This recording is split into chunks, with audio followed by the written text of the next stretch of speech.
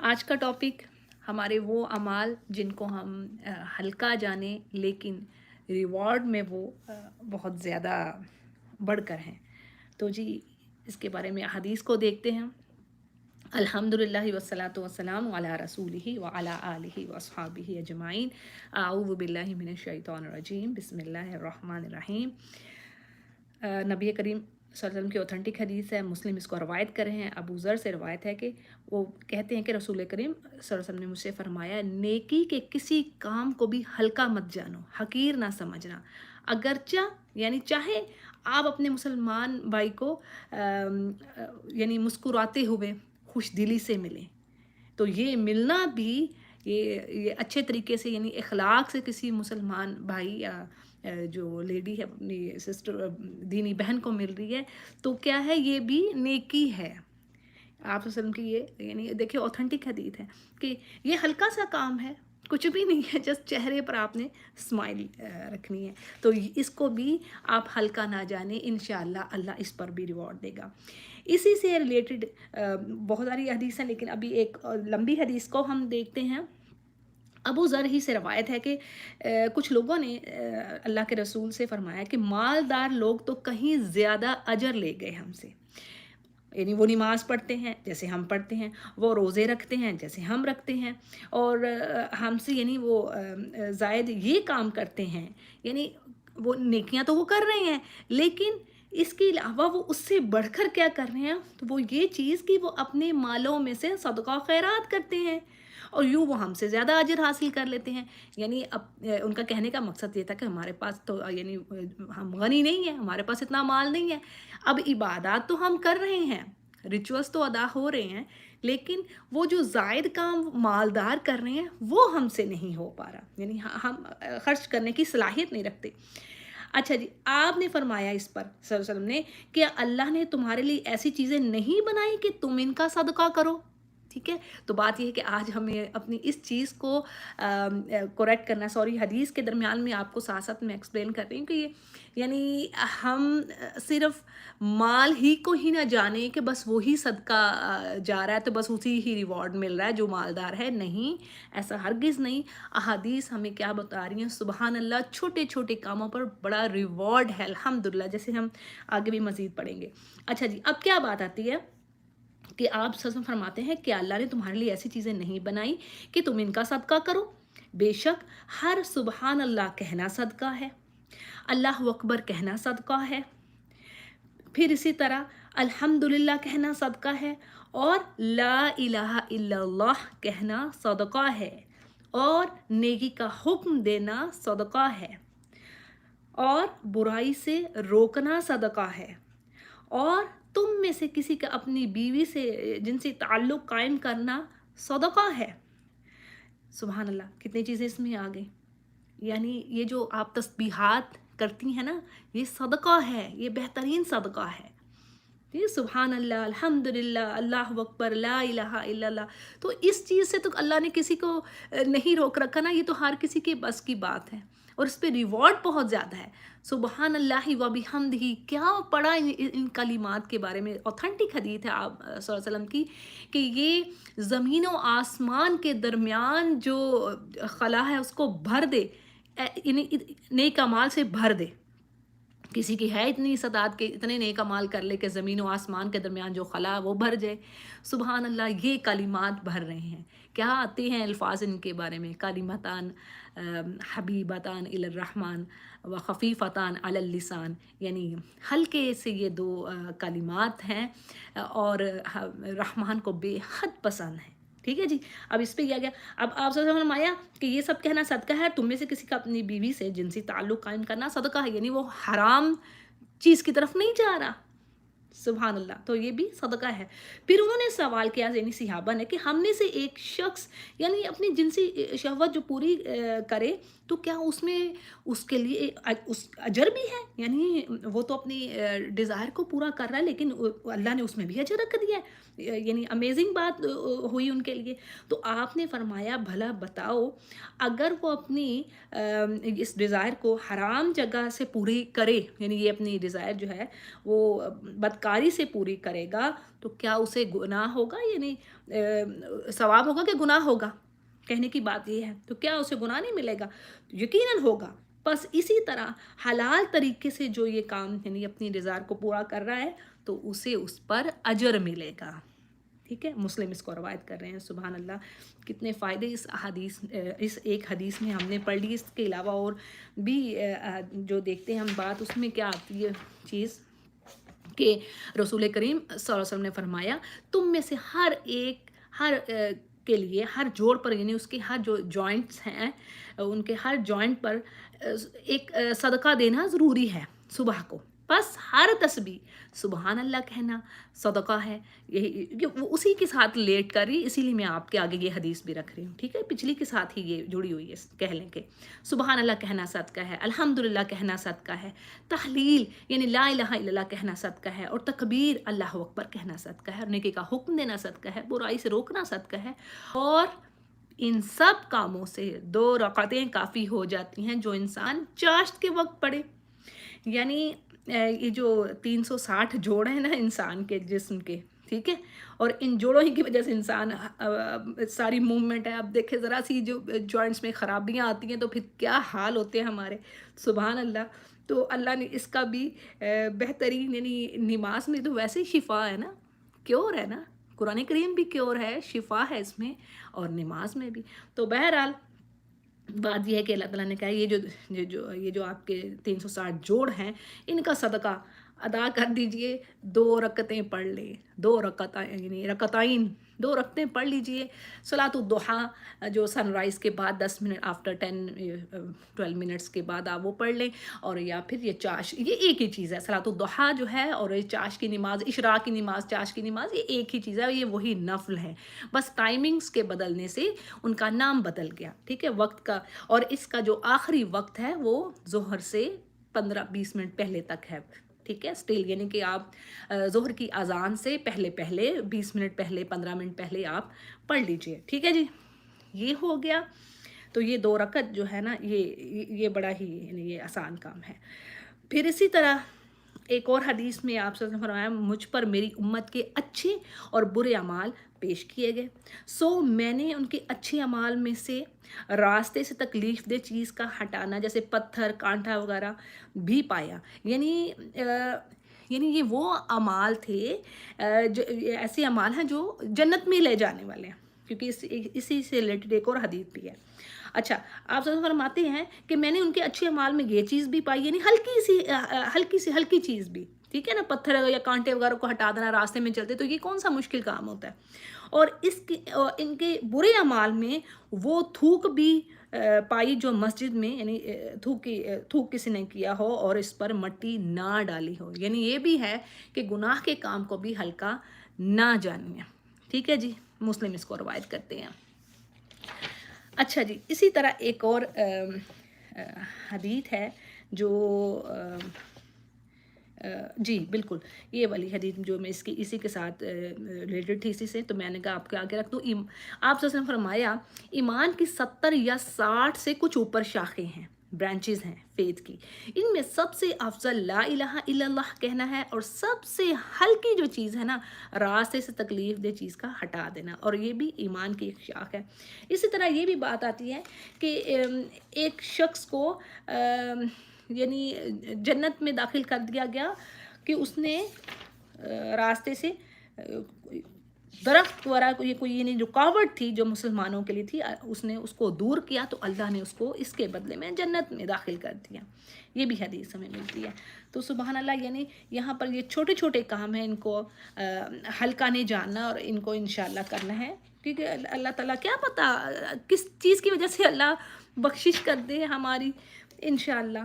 پھر اسی طرح ایک اور حدیث آتی ہے، بڑی خوبصورت حدیث ہے عورتوں کے حوالے سے، کہ کہ ابو हुरैरा रज़ी अल्लाह अन्हु रिवायत करते हैं कि आप सल्लल्लाहु अलैहि वसल्लम ने फरमाया, ए मुसलमानों की औरतों, कोई पड़ोसन अपनी पड़ोसन यानी आपकी कोई नेबर अगर आपको गिफ्ट भेज रही है तो वो उसको अगर अच्छा वो उसको हल्का ना जाने किसी भी गिफ्ट को, चाहे वो बकरी का खुर ही हो। बुखारी और मुस्लिम दोनों इसको रवायत करते हैं। यानी जो आप कह लें कि जो बकरी जो हल्की इस मिसाल दी गई है, ठीक है ना, कि किसी भी हदिये को हकारत से नहीं देखना उसको, यानी बल्कि देने वाले के जज्बात और उसकी जो चाहत है उसको मद्देनज़र रखें। तो अगर आपको फ़ील हुआ भी है कि ये इसने हल्का दिया ये इस तरह, तो उसको वापस मत लौटाएं और उसको एक्सेप्ट करें अल्लाह की खातिर, और इस पर भी बड़ा अजर है। अब फिर इसी तरह जो है एक और हदीस आपके आगे रखती हूँ, बड़ी खूबसूरत हदीस है कि एक बुखारी इसको रवायत करते हैं कि एक दफ़ा एक कुत्ता कुएं के गिर्द चक्कर लगा रहा था।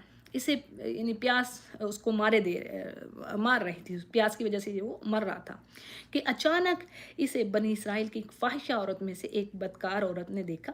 यानी ये बनी इसराइल के उन वाक़यात में से एक वाक़या है, ठीक है। तो उसने अब उस औरत ने देखा तो उसने अपना मौज़ा उतारा और उसके ज़रिए से उसके लिए कुएं से पानी निकाला और उसको पिला दिया। तो अल्लाह सुब्हाना तआला ने उसके उस एक अमल की वजह से उसे बख्श दिया।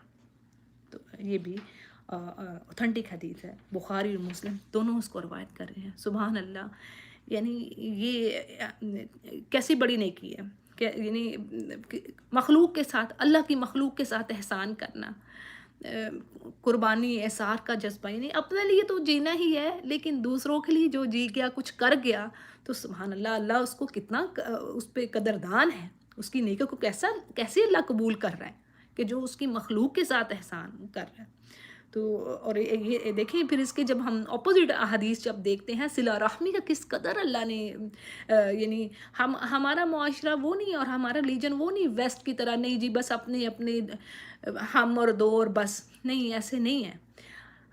हमारा दीन जो है अपने कुराबतदारों को नहीं छोड़ने को कहता।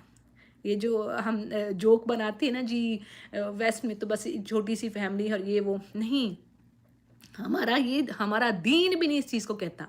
हमारा दीन हम कुरान करीम को उठा लीजिए, सूरतुल बकरा से शुरू हो जाए, देखें अल्लाह ताला ने क्या कहा है कि यसअलूना का माज़ा युनफिकून, ये ए नबी आपसे पूछते हैं कि क्या खर्च करें, तो इनसे कह दीजिए फलिल वालिदैनि वल अक़रबीना, यानी खर्च करें अपने वालदैन पर और फिर अपनी जो जिनकी ज़िम्मेदारी है, और फिर आगे जो यानी आपकी जो कुराबतदार सब तमाम रिश्तेदार आ जाते हैं उसमें। तो ये हमारा दीन ही नहीं कह रहा उनको छोड़ने को, तो हम कैसे छोड़ सकते हैं भाई, हम नहीं छोड़ सकते। चाहे धदियाल वाले हों, ननिहाल वाले हों, जो भी अल्लाह ताला कह रहे हैं कि यानी सिला रहमी अदा करनी है। ये ज़िंदगी जो है ना बस मज़े करके चले जाने का नाम नहीं है। दूसरों के लिए जो नीडी है, जो ज़रूरतमंद है, वो हकदार है। अगर आपका रिलेटिव है तो वो पहले हकदार है और अल्लाह ने पूछ करनी है इस पे।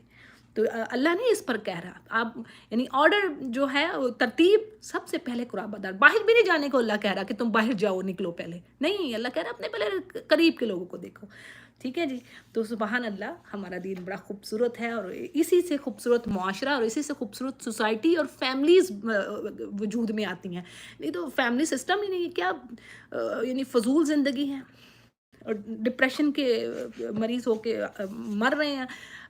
वो तो ठीक है, कई आप चीज़ें कहें जी आप, बात यही कि अल्लाह से जो दूर है, चाहे वो बिलीवर है चाहे नॉन बिलीवर, अगर बिलीवर भी है, अगर अल्लाह से दूर है, अल्लाह का ज़िक्र नहीं करना, तो वो ज़िक्र नहीं कर रहा, तो फिर उसकी हैप्पी लाइफ नहीं हो सकती, ये अल्लाह ने कह दिया है। अच्छा जी, जो हदीस मैंने आपके आगे रखी थी ना कि मैंने आपसे हमने फरमाया, मैंने एक आदमी को जन्नत में चलते फिरते देखा, इसने उस दरख्त को काट दिया था जो रास्ते के दरमियान था और मुसलमानों को तकलीफ़ देता था। मुस्लिम इसको रवायत कर रहे हैं। फिर इसी तरह जी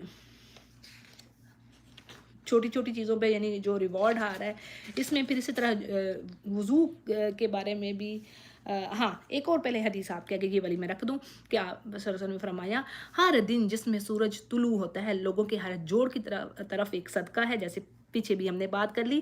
اور صدقہ صرف مال کا خرچ کرنا ہی نہیں بلکہ یعنی آپ کا دو آدمیوں کے درمیان انصاف کروا دینا بھی صدقہ ہے. کسی آدمی کو یعنی سواری پر بٹھانے میں یا اس کا سامان اٹھا کر رکھوانے میں مدد کرنا بھی صدقہ ہے. کتنی چھوٹی چھوٹی باتیں ہیں، ایزی آسان ہیں، تو یہ صدقہ ہے. سبحان اللہ. ان کو ذرا ہم بالکل سوچیں، کسی کی ہیلپ کر دینا. اب کیا ہے آج کے دور میں، یعنی کسی بڑے کے لیے، کسی کے بھی لیے آپ دروازہ کھول دیں گاڑی کا تو یہ بھی صدقہ ہے.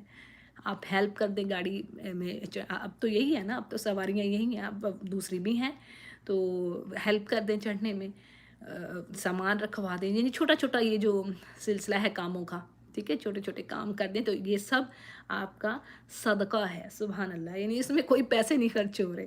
ٹھیک ہے جی. تو کیا بات آ رہی ہے کہ سامان اٹھا کر رکھوا دینا بھی، مدد کر دینا صدقہ ہے. اور اچھی بات کرنا بھی، اچھی بات کرنا، پولائٹ بات کرنا، یہ بھی صدقہ ہے.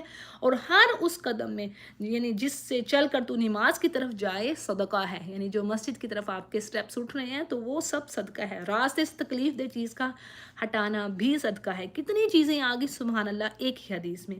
بخاری اور مسلم اس کو روایت کرتے ہیں. ٹھیک ہے، یہ ہو گیا. پھر اسی طرح ایک اور حدیث میں آتا ہے جس میں وضو کے بارے میں ہے کہ جیسے جب آپ وضو کرتے ہیں تو تمام جو گناہ ہیں وہ یہ، ہاں جی، اس میں یہ حدیث ہے. ابو ہریرہ رضی اللہ عنہ سے روایت ہے کہ آپ نے فرمایا، رسول کریم صلی اللہ علیہ وسلم نے فرمایا، جس شخص نے اچھے طریقے سے وضو کیا، پھر جمعہ پڑھنے آیا اور نہایت توجہ اور خاموشی سے خطبہ سنا تو اس کے گزشتہ اور اس جمعہ کے درمیان کے گناہ معاف کر دیے جاتے ہیں، بلکہ مزید 3 دن کے بھی گناہ معاف ہوتے ہیں. اور جس شخص نے کنکریوں کو چھوا، یعنی اس سے یہ ایک اگزامپل دی گئی ہے، پرسونیفیکیشن آپ کہہ لیں، کہ خطبہ کے دوران بس وہ اپنے پتہ نہیں کن خیالوں میں کھویا رہا تو اور کھیلتا رہا تو اس نے بیکار حرکت کی، یعنی اپنا ثواب، جمعے کا جو ثواب تھا اس نے ضائع کیا. مسلم اس کو روایت کرتے ہیں.